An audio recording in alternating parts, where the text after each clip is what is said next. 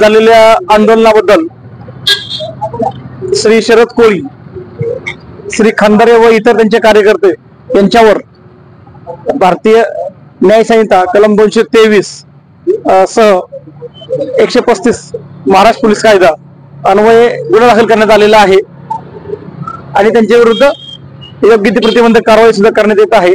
सदर कारवाईबद्दल माननीय सहाय्यक पोलीस आयुक्त विभाग 2, माननीय डीसीपी कबाडे सर आणि माननीय पोलीस आयुक्त श्री राजकुमार सर यांनी तत्काळ कडक कारवाईचे निर्देश दिलेले आहेत आणि आम्ही श्री सदस्य कोळी आणि सर्व कार्यकर्त्यांच्यावर तत्काळ ताब्यात घेऊन पुढील प्रतिबंधात्मक कारवाई करत आहोत। किती लोकांवर गुन्हा दाखल झालेला आहे, काय कारवाई? आंदोलन करणारे कोळी आणि त्यांचे इतर कार्यकर्ते या सर्वांच्यावर गुन्हा दाखल झालेला आहे। सर्वांच्या विरुद्ध कारवाई करण्यात येत आहे। एक प्रतिबंधात्मक बंदोबस्त लावण्यात आलेला आहे वरिष्ठांच्या सूचनेवरून आणि आम्ही त्यांना ताब्यात घेऊन योग्य ती प्रतिबंधात्मक कारवाई करण्याची तरतूद ठेवली आहे।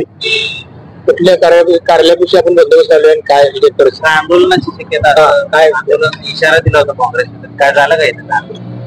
नाही, त्यांनी कुठलंही आंदोलन झालेलं नाही, परंतु तरी खबरदारीचा उपाय म्हणून आम्ही बंदोबस्त लावण्यात आलेला आहे।